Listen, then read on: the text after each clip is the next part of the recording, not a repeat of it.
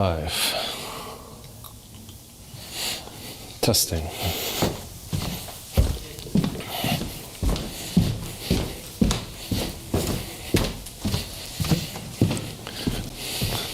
Okay.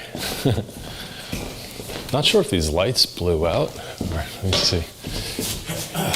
Oh no, there we go.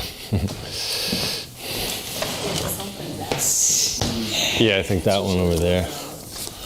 Well, let me see this one over here. Maybe. Ah, we have more. How we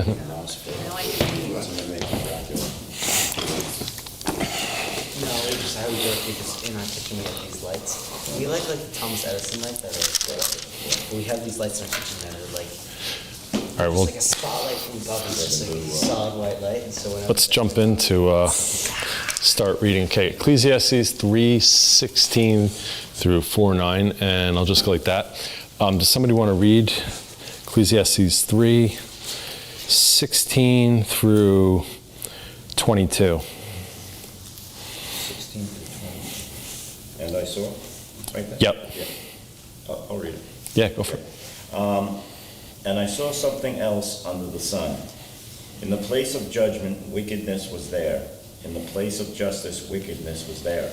I said to myself, God will bring into judgment both the righteous and the wicked, for there will be a time for every activity, a time to judge every deed. I also said to myself, as for humans, God tests them so that they may see that they are like the animals. Surely the fate of human beings is like that of the animals. The same fate awaits them both. As one dies, so dies the other. All have the same breath. Humans have no advantage over animals. Everything is meaningless. All go to the same place. All come from dust, and to dust all return. Who knows if the human spirit rises upward and if the spirits of the animal goes down into the earth? So I saw that there is nothing better for a person than to enjoy their work, because that is their lot. For who can bring them to see what will happen after them? Was that it? Yeah. As ever, we do this every single Bible study. It's good to lay the grounds for what's going on. And this whole idea of, in the beginning it says, this is the philosopher. Sometimes they translate it as this is the one who congregates people. This is the orator he was a king of Israel. He had everything there was to have. And he has just concluded in examining life, he said, everything is pointless. Everything is a vapor. It's short-lived. Like the literal translation is, Matt, you were saying the other week, the first line is, everything is vain, everything is a vapor, meaning you walk outside on a cold day, and it's gone. And life is so short. And the number of people who have reached this place in life, we talked about that in previous Bible studies, and a lot of times people read the book of Ecclesiastes and they're like, what on earth is this doing in the Bible? Because it's a weird book, at first glance. But when we look at what, the life of the author and what is taking place here, what's really beautiful about this book is the raw honesty of it. And so sometimes people accuse the Bible of being like a dishonest or an untrue book or things of that sort. And I always think the same thing. I'm like, okay, you're going to say that the Bible is not true. Like, look at the autobiography of any politician. Like, if you've read the autobiography of I don't want to go into specific ones, but a bad chapter in American history, reading the autobiography, devoted one sentence to a really bad crime that the president had committed. And I was just like, and it didn't even take ownership of it. And it's just like, glazed over this chapter in American history. But then you read the Bible, and what's so fascinating is if you go through the book of Psalms, it talks about a king of Israel named David, right? And that king committed a horrific crime. And he killed another man's wife. He slept with another man's wife. He killed the man who was married to that woman. And then he took the woman as his own wife. She gave birth to a child. And then he got caught in a sin. And he said, you know what? I did it. I did it. And I'm going to make this so front and central. I'm going to write Psalm 51. And I'm going to let the world remember what it's like to be as bad a criminal as I am, but also to know that you can be forgiven. You know, like the honesty of that, it's just amazing. When you go to the genealogy of Jesus, and I believe it's Matthew, what's so incredible is genealogies back in the day, it wasn't necessarily restricted to one culture, but they were always masculine. So they were always about men, right? So it was, and Kieran begat Kevin, and Kevin begat Evan, and Evan begat, hopefully none yet. And so you just go through the men. But in the book of Matthew, it says, it includes a woman in there, Bathsheba. And the reason why it includes Bathsheba is to point out, and then it says Bathsheba, who was the wife of Uriah. It doesn't even say the wife of David. It's like the Bible can be so raw and honest. And it's like the genealogy of the Messiah, it points out that in the genealogy there's deep and horrific flaws. So this book is just an honest book about someone who's massively depressed and empty and bottoming out. And then they get to the place where they're like, I'm the richest man who ever lived. I had the most wives and the most concubines out of anyone who ever lived. I had it all. And at the end, I built more palaces than anybody. I bought more artwork. I designed gardens. Everything that you could possibly do, I did it. And it's all empty. It's just such an incredibly honest book. So he does come up for air at points where when he thinks about God, he's like, you know what? It is all vain, but I know one thing. I know there is a God.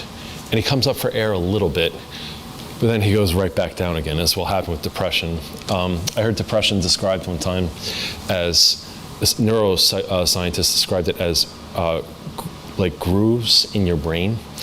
And it's almost like a dog that's tied to a stake. And the dog will walk around in a circle, and eventually the grass will wear down. Eventually it will become dirt. Eventually the dirt will become like a little bit of a divot.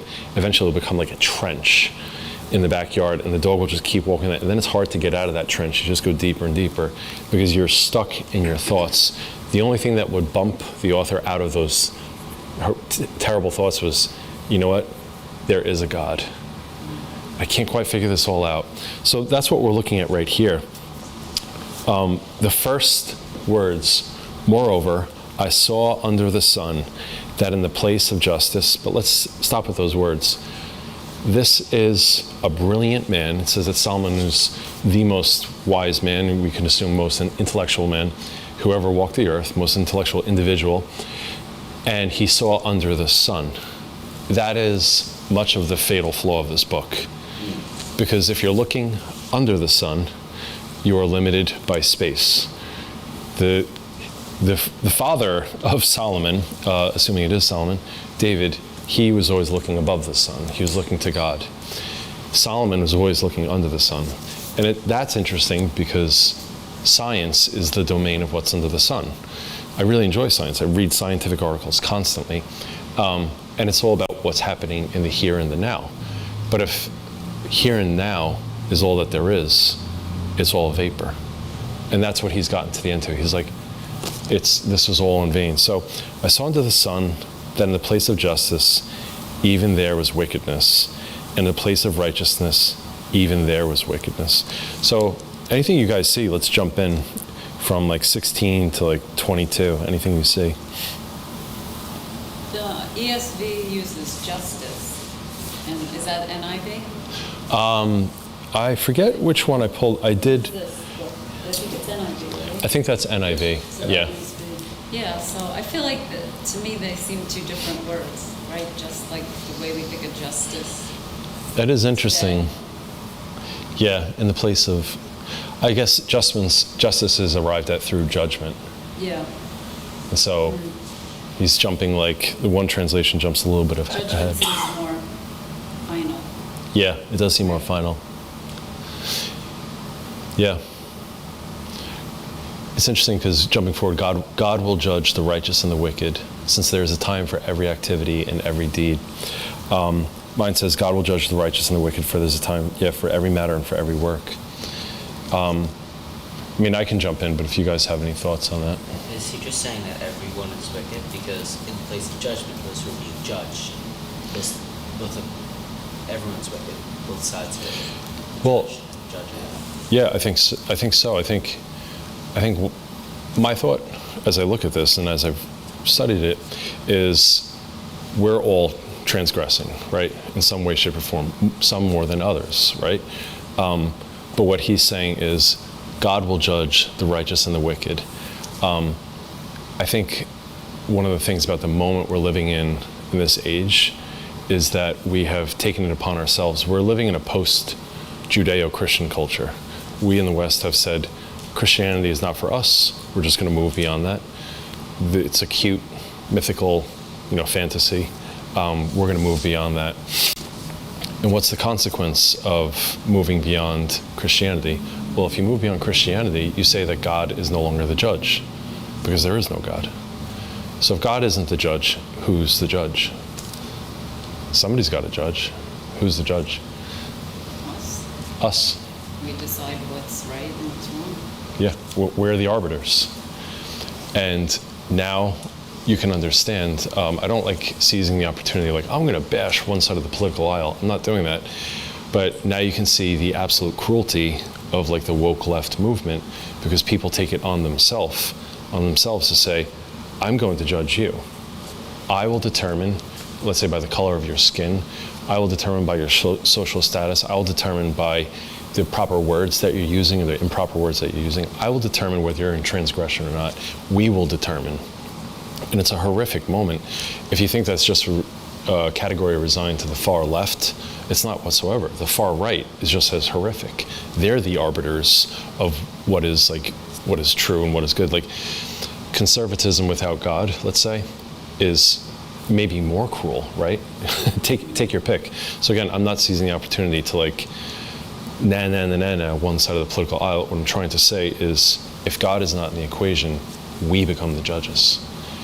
And when we become the judges, the horrific thing is, like, you do me wrong, and you've been doing me wrong for a while, let's say, and you say sorry. Well, I don't really feel like forgiving you. Maybe I'm just going to let you wallow in your pain forever. Because why should I forgive you? You're a horrific person. You theoretically did me wrong, right? That is what happens when we remove God from the equation. And then you have a movement, such as is going on right now, of transgression without the possibility for redemption. I heard this man who, he was up in Canada, and he was so completely racked by his sense of wrongdoing. Maybe it was himself, maybe it was the people who came before him. And this other man was describing it, and his friend took his life. Because he just, and even in his own head, he couldn't even get redemption from himself. Because he was so aware of how far short he fell. And it's like, that's what I see when I look here. But the author of this says, God will judge the righteous and the wicked, for there is a time for every matter and for every work. There's also a time to judge what was right, the things that are done in the secret. God sees, we oftentimes think of when Jesus says, what's done in the dark will be revealed in the light. We're all like, ah! But like, what's done in the dark will be revealed in the light can also be, you can be on your knees praying. You could be giving someone food. You could be secretly giving money to people to help them out in a time of need. God will judge all of it, right? Who wrote this? Because I know sometimes when I go to the Bible, they think, oh, maybe Paul wrote this or Matthew wrote this. Sometimes they don't really know exactly. Right? Yeah. So did we know who is the Ecclesiastes? Because I don't even, well, you know? I don't. Everything points towards Solomon, but here's my position. Yeah. If the Bible doesn't explicitly say something, I like to highlight that and not come in as a know-it-all. Mm-hmm. Because if it doesn't, like the first verse, it says, the words of the preacher, the son of David, king in Jerusalem. Son is telescopic. So son could be great-great-great-great-great-great-grandson, right? It could be son. It could be grandson. Go as deep as you want. Like sons of Abraham can just go this many generations, right? So the reason why I like to say it was likely Solomon, but not definitely, is because there might be something for me to glean if I fill in the gap where it hasn't explicitly said it, maybe I'll miss something. So I always say, I think it's Solomon. Yeah. just jumping in there if anyone sees anything.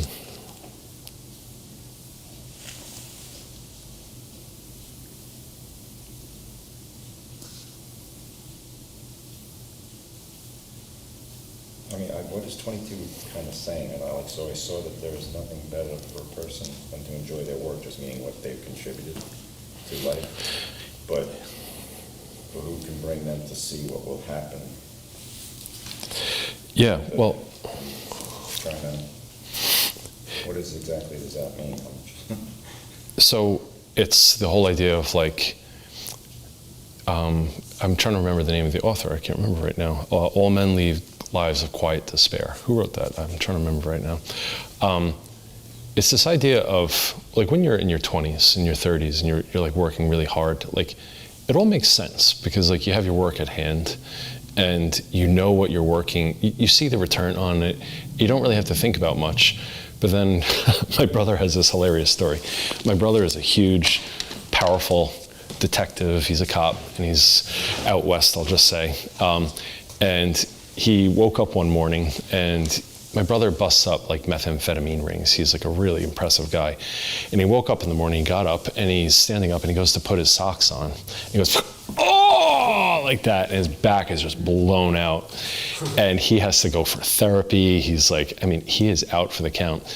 Like granted, he'd been in horrific car crashes where he was rammed by criminals and stuff of that sort.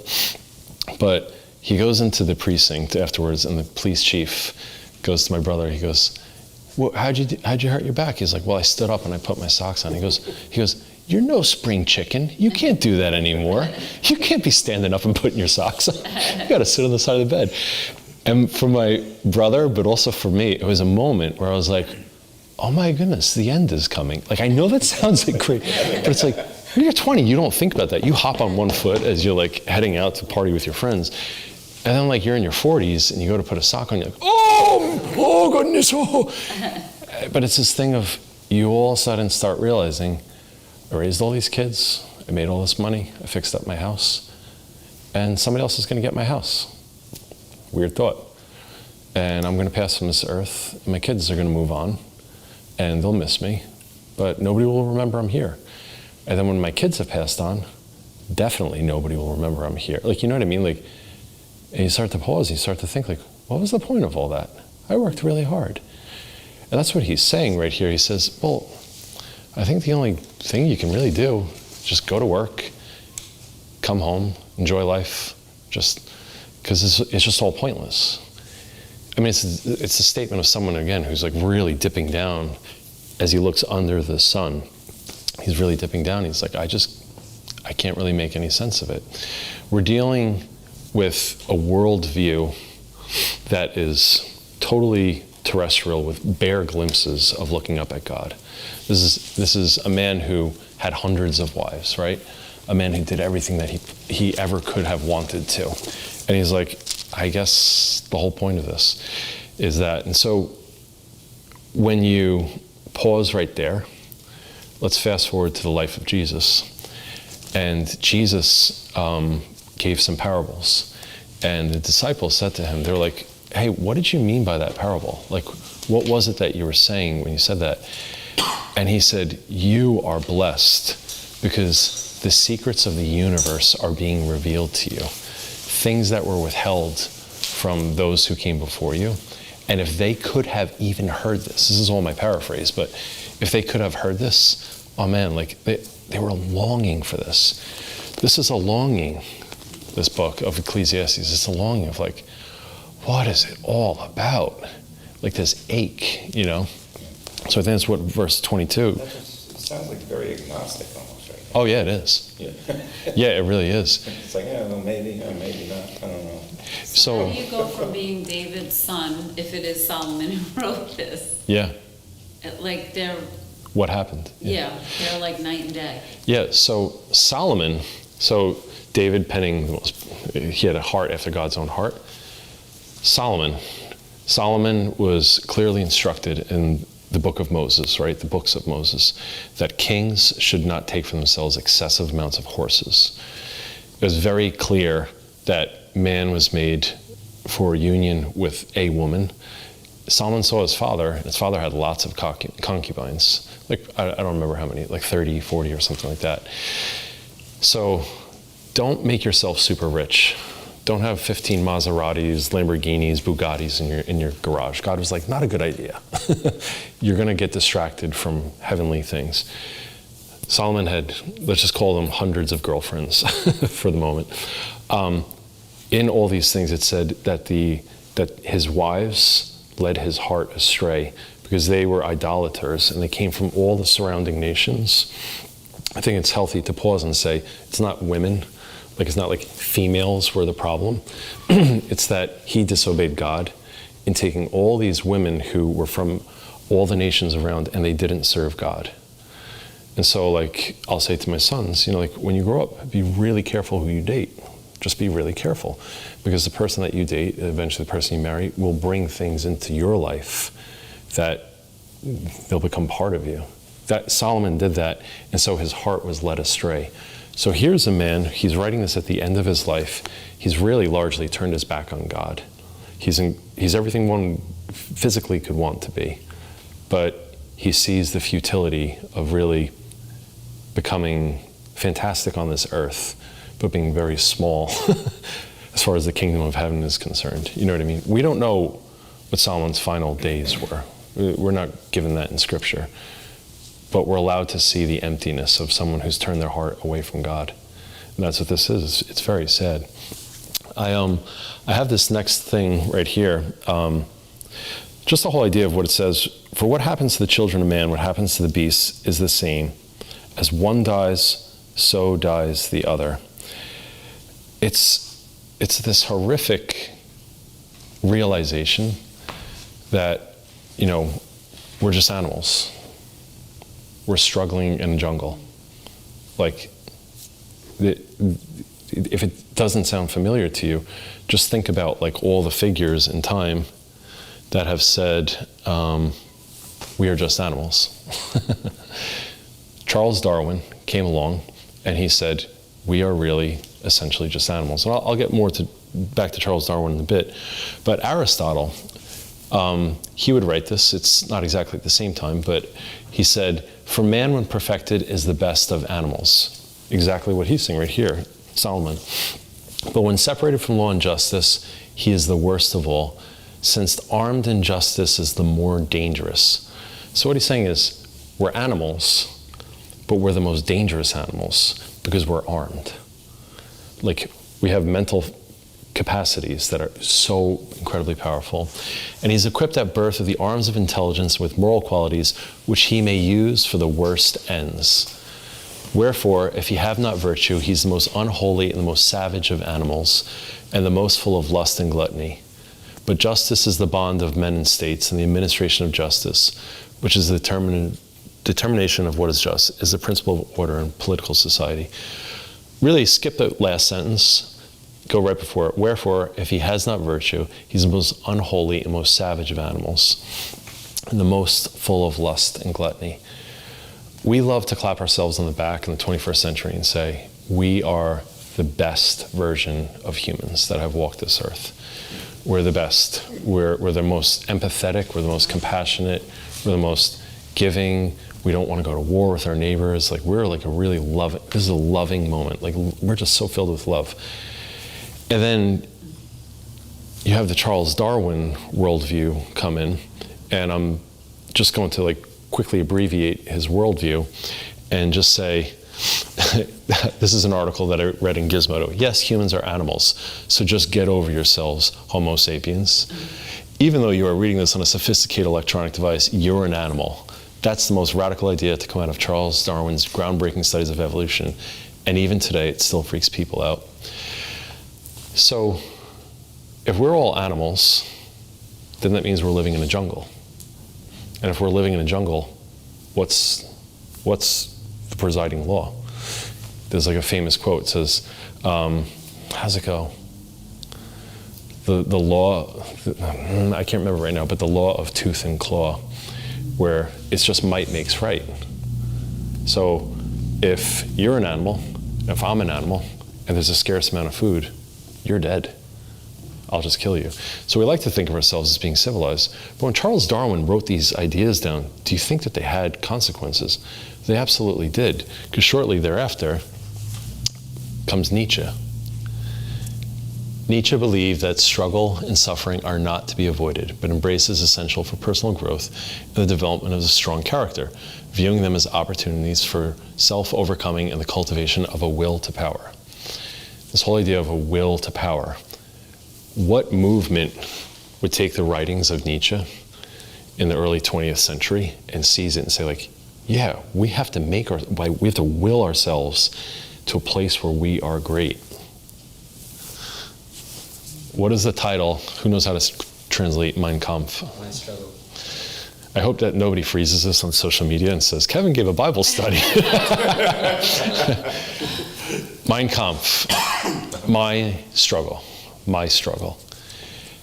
It's a thought in these writings. It's a noble thought.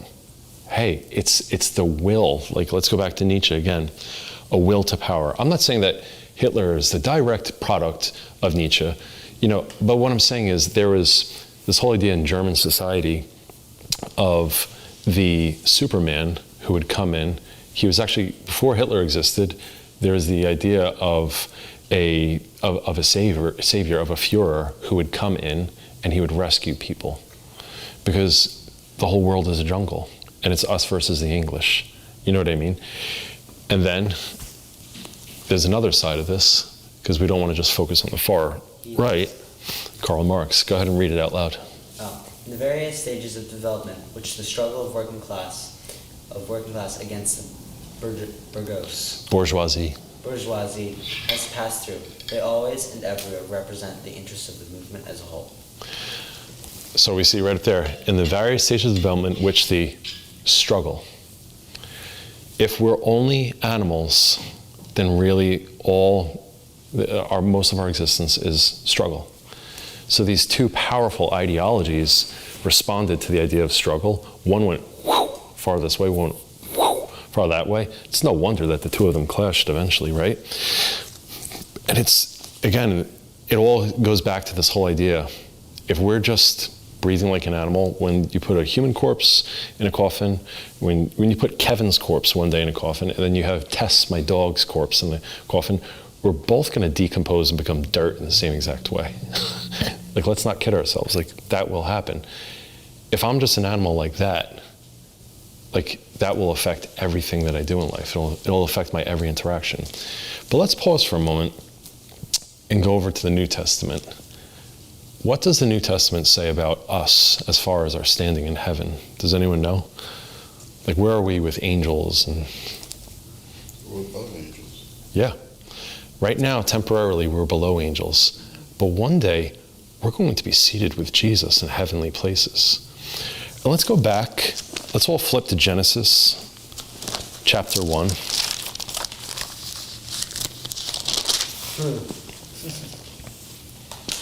saw that. Because you got there first. That's funny. Oh, gotcha. All right, can somebody read Genesis chapter 1, verses 26 and 27?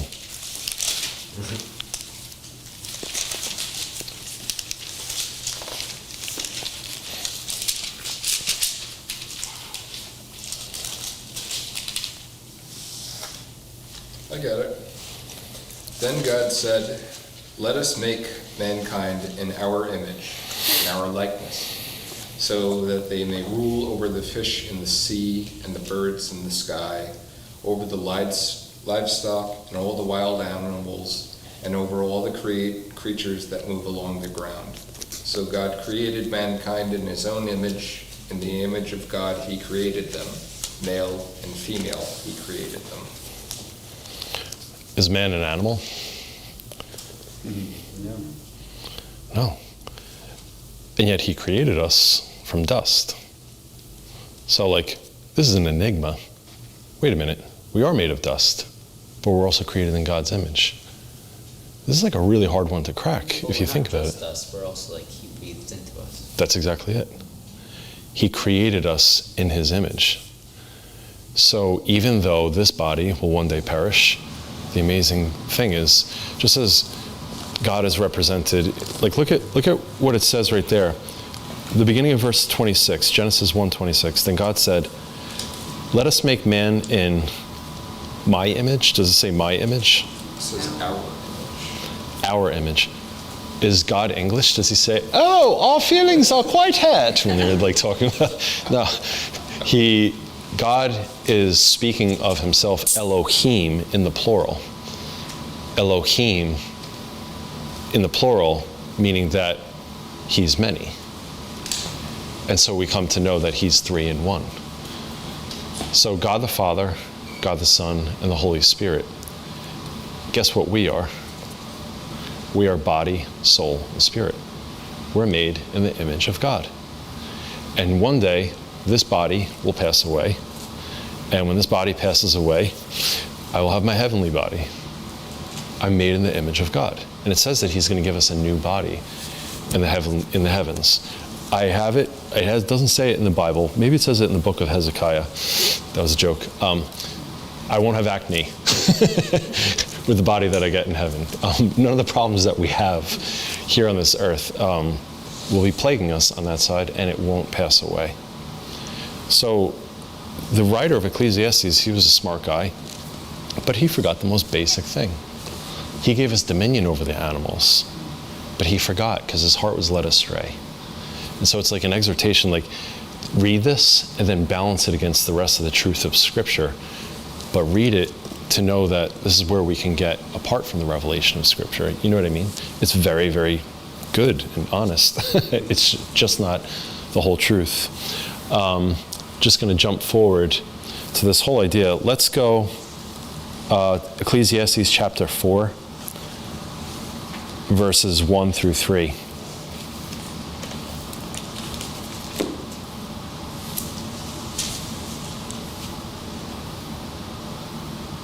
You want someone to read? Yeah, if someone doesn't mind reading. 1 to 3. Yeah. Evil under the sun. Again, I saw all the oppressions that are done under the sun, and behold, the tears of the oppressed, and they had no one to comfort them. On the side of their oppressors there was power, and there was no one to comfort them. And I thought the dead who were already dead more fortunate than the living who are still alive. But better than both is he who has not yet been and has not yet seen the evil deeds that are done under the sun. If ever there is a moment for this section, right? All the oppressions that are done under the sun. I have right here a picture of the Hungarian Revolution in 1956. This is 24 years before I was even born. But it's always particularly it breaks my heart to think of the Hungarian Revolution. I have a friend, he's a wood carver, and he's from Hungary. And he described this period of rule by the Soviet Union. And it said that the Soviet tanks rolled in during the uprising, and the Hungarian men picked up rocks and threw rocks at the tanks. It's just like one of the most heartbreaking things you've ever heard of. These are the Hungarian men surrounding the tank. Why didn't, if the nation of England went in World War II, when Poland was invaded, why didn't the English go in when Hungary was invaded in 1956? They're probably tired of war. Yeah, tired of war. That's a big one. I think there's something even bigger. No political benefit? Definitely. That's at the top of the list, right up there. I mean, I'm just giving you my idea. I'm not giving you, this is the right answer, but my idea is this. It's because the Soviets were really powerful. They were oppressors, and they were oppressing. And there's no way you can stop the Soviet Union, where they were literally, at this point, they were setting off bombs that were 1,000 times more powerful than Hiroshima. You know what I mean? I don't have my exact time chronological order. I don't know when the biggest bomb got set off, but I'm just saying the bomb Bazzara and all these different bombs that went off, England was one of these bombs could take London and the whole countryside off of the map for all eternity. We can't stop them. And it's like, here Solomon, he's writing, he's saying, I saw all the oppressions that are done under the sun. Behold, the tears of the oppressed. Like, look at that image, the tears of the oppressed, and they had no one to comfort them. On the side of the oppressors there was power, and there was no one to comfort them. I mean, this is someone who is down. You know what Solomon is looking at? In his time, the Assyrians were such a horrific people group. When they would arrive at a city to take over the city, they would go into the city and they would find every man, woman, and child committed suicide. You know, like people were murdered to help along with their suicide, because it was better to be dead before the Assyrians arrived in your city than to live and have them torture you.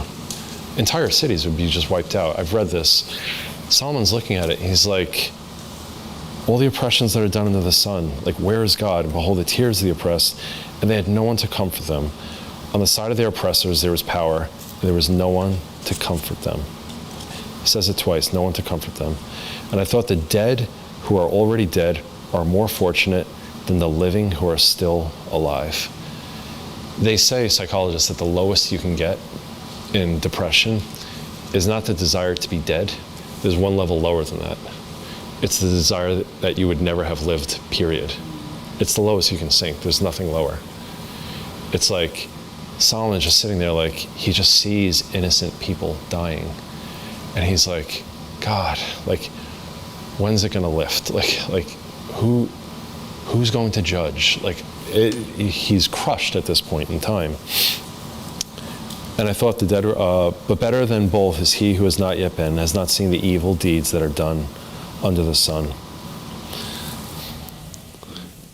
And this is a moment during the Hungarian uprising. Actually, I wasn't planning this. Evan, can you go grab the painting of Jack Barsky? Because it can be fun to show that. Just this whole idea of the moment that we're in right now politically, and people groups just getting crushed under the boot of other people groups. And I'm specifically not putting it into words because I think that things are complex, and I don't want to compartmentalize. Like, I don't want to go specific, but here's a painting that I just have in progress. Thanks, Evan. But that is Jack Barsky, and Jack Barsky came here and he spoke at Islip Presbyterian, and he was one of the most profound, like, individuals I've ever met in my whole life. Jack Barsky was a spy for the KGB, and he came to the United States as a spy to basically spy on our infrastructure and basically do as he was commanded. And he was here. This painting's not done. He posed for this part of it. I have to finish it up. But as he was here, he fell in love unintentionally. This is how he fell in love. He was programmed with Marxism from his youth. He grew up in East Germany. He trained with the KGB to speak perfect American English, lived here in America. He was still unrepentantly a Marxist. And then his girlfriend, he found out that she was pregnant, and they had this beautiful little girl.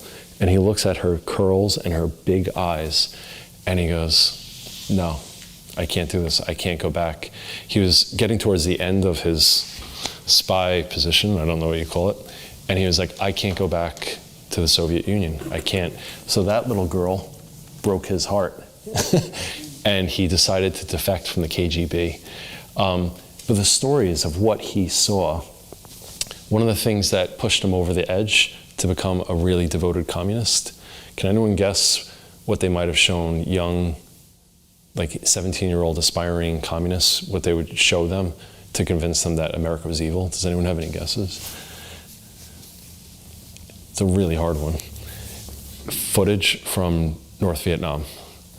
Just bombs being dropped all over Vietnam, and they said the Americans are evil because they slaughtered innocent village people in Vietnam. I mean, like, you can put the painting back. You just throw it over there if you want. Thanks, Evan. He said, ironically, he's like, that was really effective footage. He said, we looked at that and we saw the oppressed, and we said, you know, this other system's evil and it crushes people. So again, I'm not picking this up to say America's bad. That's the point. I'm not doing that. I'm saying people, when they see heartache and suffering, can actually, ironically, be skewed to do things that are just as bad or worse. If you spin off of Vietnam and you become a KGB agent, and you're doing things of that sort, like you could become an agent of death in another way. And that's what he woke up to. He was like, I want out. I don't want any part of this. Jack Barsky, to give his beautiful story in a nutshell, he would eventually, just like in a state of just like absolutely coming to the end of himself, he would just call out to God. He met a woman who shared with him about God, and he was like, you are an absolute, I'll use my words, like simpleton. Anyone who believes in the myth of the Bible is utterly foolish, but he said he was so attracted to the radiance that she had.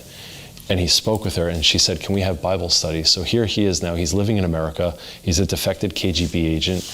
The FBI eventually found him, and they said, we've been watching you for a long time. We understand that you were a KGB agent, but you seem like you're not active. He's like, I'm not active. They're like, well, we will pardon everything if you just talk to us about like how you spied on us. He said, okay, I'll cooperate. So he's now actually the most patriotic American I've ever met. But here he is, he's still an atheist, and this woman sat him down, they had Bible studies together. And he said he was on a golf course one day and he looked up and he just said, God, if you're real. And he just instantly knew it's all real, Jesus is real. And he said, my life transformed in a moment. And he became like a really powerful Christian. And that's why he spoke here at our church. But let's jump forward to Ecclesiastes 4, verses 4. Ecclesiastes 4, verse 4. If somebody wants to read that. Okay. And I saw that all toil and all achievement sprang from one person's envy of another. This too is meaningless, a chasing after the wind. So, who's the first person to be envious of his neighbor? First, what was that? To be like envious of his neighbor? Cain. Like when people say like, oh, I miss the good old days when a man's handshake was a man's handshake. It's like we had one generation and we screwed it up really bad. Like a brother killed a brother in one generation. Like humanity does not have a good track record. Steve named Cain, and I just sit there and I'm like, I don't get it. Yeah. I don't get that either. I'm just like, maybe it's a last name, I don't know. Yeah. Kind of like when Jewish people name their kid Solomon, like. Or Saul, yeah. Saul, sorry. Yeah. But this whole idea of envy for your neighbor, this is vanity and striving after the wind. What is he describing right there? The rat race. The thing that incentivizes so much of society, envy and the rat race. This is a sculpture, it's called The Race by William Eccleston. Those Irish with their weird pronunciations. Eccleston. So the rat race, or the race, I think it's a brilliant sculpture. I mean, I actually really love it. It's comical, right? He's treating it in like a whimsical way, but it's also a really sad sculpture where it's supposed to be a criticism of the pursuit of success. And just a bunch of people, like, there's nothing wrong with getting on the train in the morning and going into Manhattan. My mom was a Manhattan commuter and she was paying bills for our family, and she was a wonderful, righteous woman. But there's something about the grind. If you've ever been at Penn Station when they call the tracks, and it's like, track number 13, board, and it's like, and everyone takes off, and like people practically pushing each other over. There's just something about the grind of like the pursuit of success that is just, it can just feel so pointless. You know what I mean? And again, I need to repeat, it's not bad if you're working and getting on a train. But it's the on and onness and the endlessness of the bills and this and that. And what Solomon is saying here is, I saw all toil and skill that come from man's envy of his neighbor.